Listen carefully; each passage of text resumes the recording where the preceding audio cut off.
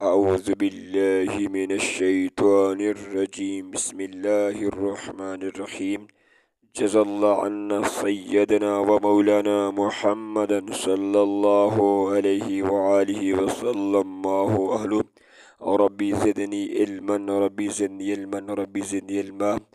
اے میرے پروردگار میرے والدین پر رحم فرما۔ اچھے چینل کو سبسکرائب کرنا صدقہ جاریہ میں شامل ہے۔ اللہ تبارک و تعالی ہمیں عمل کی سعادت نصیب فرمائے، آمین ثم آمین۔ السلام علیکم ورحمۃ اللہ وبرکاتہ۔ ربی زدنی علما ربی زدنی علما ربی زدنی علما۔ مہمان نوازی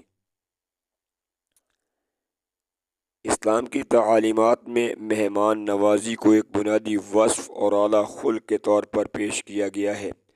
دنیا کے دیگر مذاہب کے مقابلے میں اسلام مہمانوں کے حقوق کو زیادہ تعلیم و ترغیب دیتا ہے۔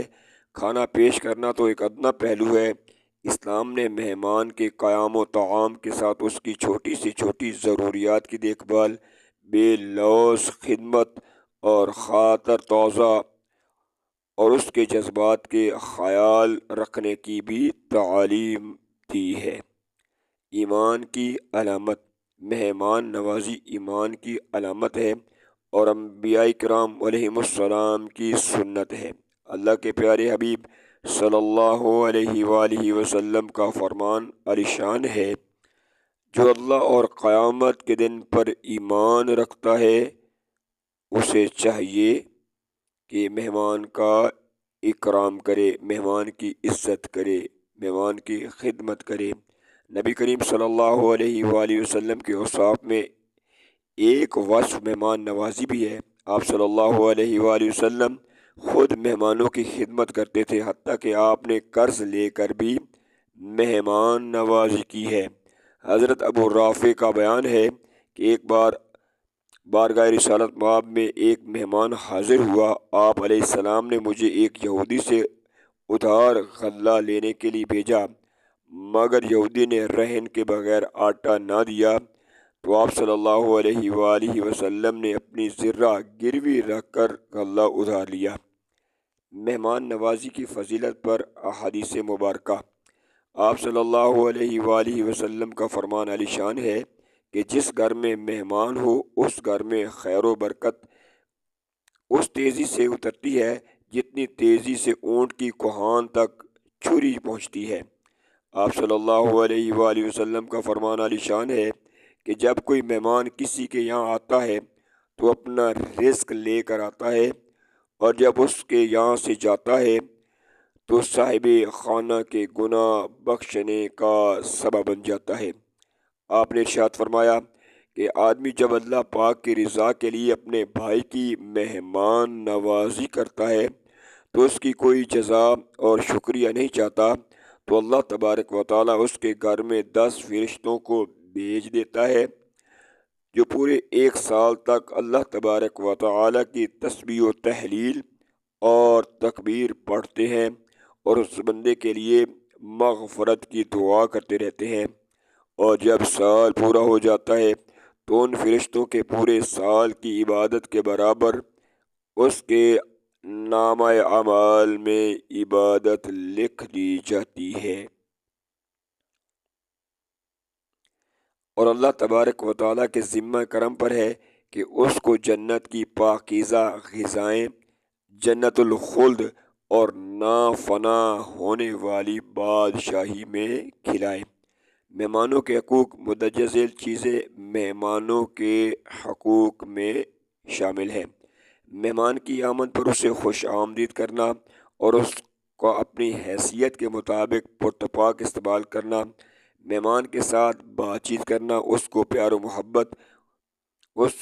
و محبت دینا، اس کی عزت کرنا اور اس سے احترام کے ساتھ پیش آنا، اس کو اچھا کھانا کھلانا اور اچھی رہائش فراہم کرنا، اس کی حفاظت کرنا اور سلامتی کا خیال رکھنا، اس کے ذاتی معاملات میں دخل اندازی نہ کرنا، مہمان کو جانے سے پہلے الوداع کرنا اور اس کو دوبارہ آنے کی دعوت دینا۔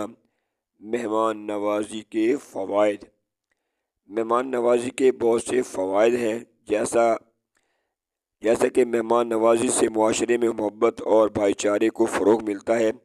جب ہم اپنے مہمانوں کے ساتھ عزت اور احترام کے ساتھ پیش آئیں گے تو وہ بھی ہمارے ساتھ عزت و احترام والا سلوک کریں گے۔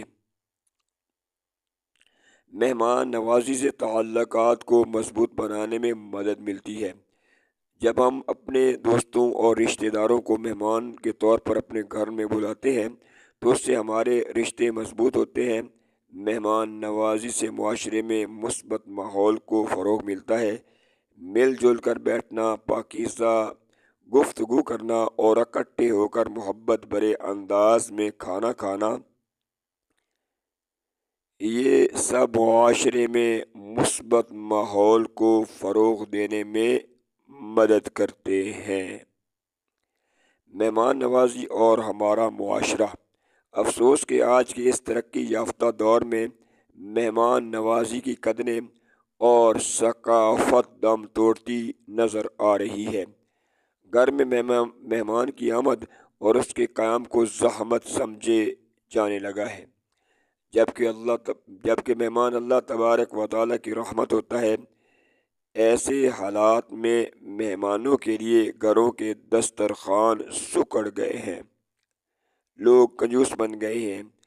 ایک وہ دور تھا کہ جب لوگ مہمان کی آمد کو باعث برکت سمجھتے اور مہمان نوازی میں ایک دوسرے سے سبقت لے جانے کے لیے بےتاب نظر آتے تھے، جبکہ آج کے دور میں مہمان کو وبال جان سمجھ کر مہمان نوازی سے دامن چھڑاتے ہیں۔ اگر کسی کی مہمان نوازی کرتے بھی ہیں تو اس سے دنیاوی مفاد اور غرض وابستہ ہوتا ہے، حالانکہ مہمان نوازی بہت بڑی سعادت اور فضیلت کی بات ہے۔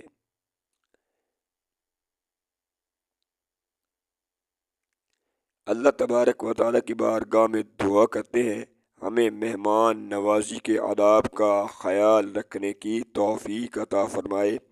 آمین ثم آمین۔ صلو علی الحبیب صلی اللہ علی محمد وعلی آلہ واصحابہ وبارک وسلم۔ رب ارحمہما کما ربانی صغیرا۔ اے میرے پروردگار، میرے والدین پر رحم فرما جیسا کہ انہوں نے بچپن میں مجھے شفقت اور محبت سے پالا تھا۔